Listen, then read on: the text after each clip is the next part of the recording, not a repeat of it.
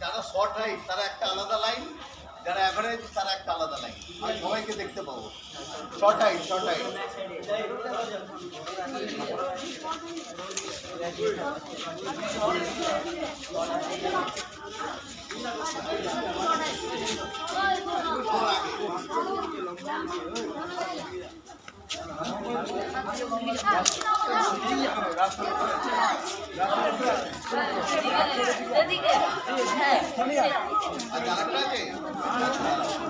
ঠিক আছে, ঠেলাঠেলির দরকার নেই। যদি মনে হয় আর একটা লাইন দেবো, আর একটা লাইন দেবো, কিন্তু ঠেলাঠেলির কোনো দরকার নেই।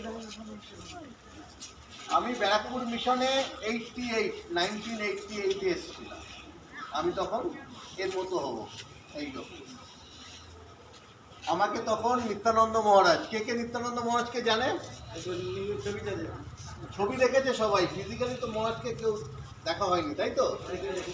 দেখা হয়েছে, কয়েকজন দেখেছে। 1988-এ আমি ব্যারাকপুরে যাই, ওখান থেকে পুরুলিয়া এখানে চলে আসি।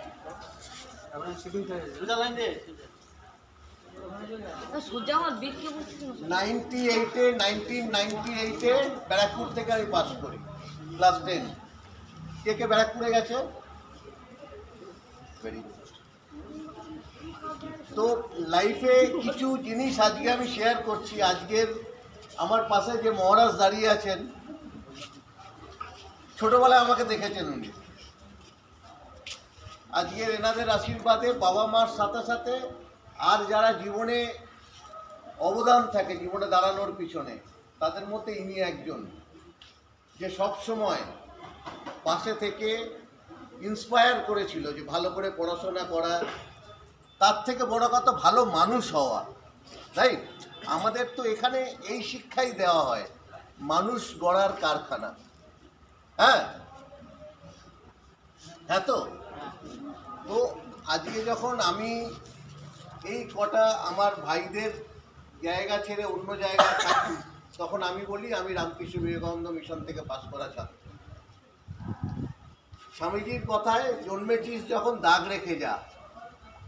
আমাদের ব্যাচে একটা ছেলে 93-তে, তখন হ্যাচাক ছিল আর গোবরের গ্যাস পুরুলিয়ায় হ্যাচাক ছিল। আমাদেরকে মহারাজ বলেছেন জন্মেছিস যখন দাগ রেখে যা। একটা ছেলে ক্লাস 3-তে পড়ে, হ্যাচাকের মধ্যে একটা রড ঢুকিয়ে গরম করলো। একটা ছেলে রাত্রে ঘুমাচ্ছে, তার থাইতে দিয়ে দিল, জন্মেছিস যখন দাগ রেখে যা। তো এই দুষ্টুমিটা কিভাবে এসছিল? দুষ্টুমি করার জন্য নয়, হয়তো বোঝার জন্য, যে জন্মেছিস যখন দাগ রেখে যা। আজকে এখানে আমরা 30-35